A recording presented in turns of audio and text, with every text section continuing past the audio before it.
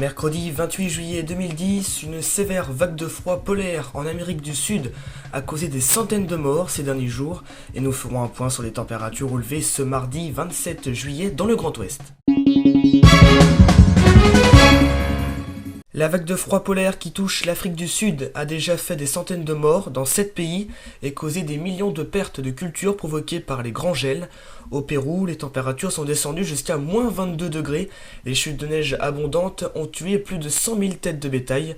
Côté humain, plus d'une centaine de personnes sont mortes de maladies respiratoires causées par le froid. En Bolivie, ce sont 18 personnes qui sont mortes.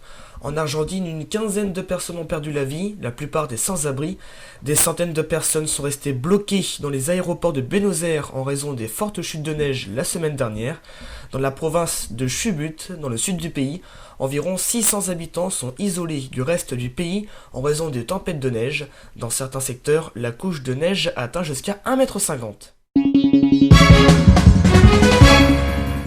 Comme à notre habitude, on fait un point sur les températures relevées ce mardi 27 juillet avec des températures très estivales, 21 degrés pour Dieppe, 29 degrés le long de la Loire jusqu'à 30 à Angoulême. Les températures devraient cependant baisser pour ces prochains jours. C'est la fin de ce journal, merci de vos encouragements et de votre fidélité. On se retrouve ce samedi 31 juillet pour une nouvelle édition. Tout de suite, on se retrouve pour la météo des allergies. A tout de suite.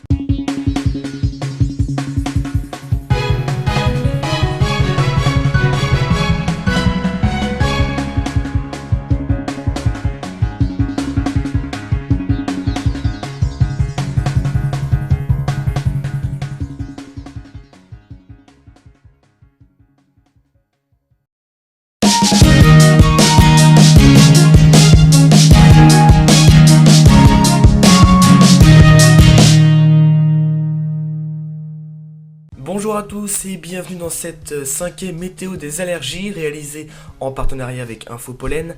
Les risques prévisionnels présentés dans notre rubrique météo des allergies sont issus des relevés, observations et calculs réalisés par le réseau national de surveillance aérobiologique. À la fin de cette session, nous parlerons avec Sophie Frein de l'acupuncture, une solution médicale qui peut également aider à la désensibilisation du corps face au pollen.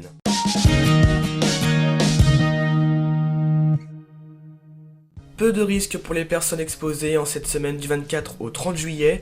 En Basse-Normandie, attention quand même au pollen de graminées.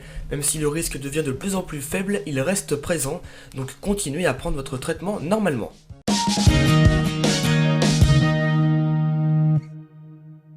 Comme la Basse-Normandie, il n'y a que les graminées à surveiller cette semaine. Le risque restera moyen, c'est-à-dire de niveau 2 sur 3. Pour les autres plantes, aucun danger pour les personnes exposées. Alors comme vous le savez chaque semaine sur prairiewest.fr de notre météo des allergies, Sophie Frein, analyste pollinique au centre hospitalier de Dinan, nous parlera des risques polliniques en nous révélant ses conseils pour lutter efficacement contre toute forme d'allergie. Alors bonjour Sophie. Bonjour. Alors Sophie, on dit que l'acupuncture est une bonne solution pour se guérir du fameux rhume des foins. Est-ce pour vous une bonne solution ? Alors écoutez, pour moi, ce n'est pas forcément la solution. On sait que les allergiques ont beaucoup de symptômes et que ça peut vraiment altérer la qualité de vie. On va déjà s'intéresser plutôt au traitement médicamenteux que va avoir prescrit le médecin, éventuellement à une désensibilisation. On peut évidemment coupler ça pour être très efficace à une éviction des pollens.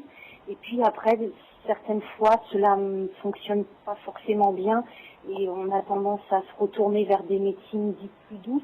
Et il ne faut vraiment pas que ce soit la première intention, sachant qu'au niveau de l'acupuncture, les études qui ont été menées n'ont pas forcément démontré que c'était efficace.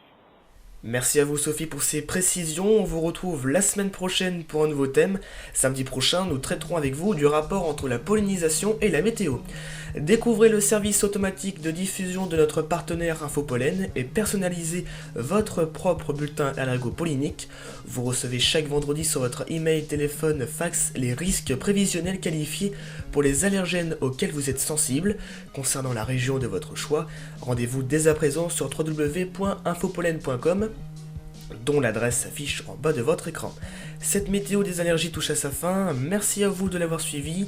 Votre prochain bulletin c'est pour samedi prochain, toujours avec Sophie Frein. Excellente semaine à vous et merci de votre fidélité.